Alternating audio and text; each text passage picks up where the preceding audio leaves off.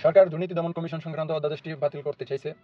সরকার দুটি কারণে এই অধ্যাদেশটি বাতিল করতে চাইছে। প্রথমত, এই অধ্যাদেশে দুদককে প্রাথমিক অনুসন্ধান ছাড়াই অর্থ পাচার বা বড় দুর্নীতির ক্ষেত্রে সরাসরি মামলা বা এজাহার করার ক্ষমতা দেওয়া হয়েছিল। সরকার এই ক্ষমতাকে সংবেদনশীল বা সেন্সিটিভ বলছে। দ্বিতীয়ত, দুদককে দলীয় প্রভাবমুক্ত করার জন্য একটি বর্ধিত ও সম্পূর্ণ স্বাধীন বাছাই কমিটির প্রস্তাব করা হয়েছিল। সরকার বলছে এটি নিয়ে তাদের আরও নীতিগত সিদ্ধান্ত বা কনসালটেশন প্রয়োজন রয়েছে। এই দুটি বিষয় নিয়ে আমার মতামত সহজে তুলে ধরার চেষ্টা করছি।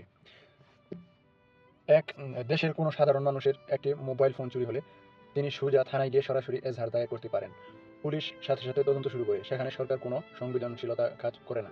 কিন্তু যখন দেশের হাজার হাজার কোটি টাকা পাচার হয়ে যায়, ব্যাংক লুট হয়, তখন সরাসরি মামলা করাটি সরকারের কাছে সংবেদনশীল মানে হচ্ছে কেন?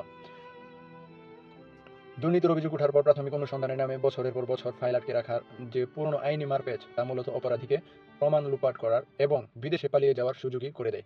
সরাসরি মামলার ক্ষমতা বাতিল করার অর্থ হলো রাষ্ট্র সাধারণ চোরের জন্য একরকম আইন রাখছে, আর রাঘব বলদের জন্য রাখছে আরেক রকম আইন। দ্বিতীয়ত হচ্ছে, অ্যান্টি কারাপশন বডিকে হতে হয় সরকারের প্রভাবমুক্ত, যাতে তারা সরকারি দলের দুর্নীতির বিষয়ে কঠোর হতে পারে। অথচ সরকার সেই স্বাধীন বাছাই কমিটির গঠনকেই আটকে দিচ্ছে। এর অর্থ হতে পারে সরকার এমন একটি দুদক চায় যার কমিশনাররা সরকারের নেক নজরের উপর নির্ভরশীল থাকবেন। আর যে প্রতিষ্ঠান সরকারের দয়ায় গঠিত হয়, সে প্রতিষ্ঠান কখনোই সরকারি দলের দুর্নীতির বিরুদ্ধে কার্যকর ব্যবস্থা নিতে পারে না। বিগত সরকারের আমলে বিএনপি বলছে যে দুর্নীতি দমন কমিশন শুধু সরকারের আজ্ঞাবহ প্রতিষ্ঠানই নয়, এটি বিরোধী দল দমন কমিশনে পরিণত হয়েছে। দুদকের এই নেতিবাচক রেপুটেশন থেকে বের হয়ে আসার জন্য স্বাধীন বাছাই কমিটির কোনো বিকল্প নেই। দুদককে নখদন্তহীন করে রাখার পুরনো সংস্কৃতি ফিরে যাওয়া কোনোভাবেই রাষ্ট্রীয় শুভবুদ্ধির পরিচয়ক হতে পারে না। অবিলম্বে এই সিদ্ধান্ত পুনর্বিবেচনা করা হোক।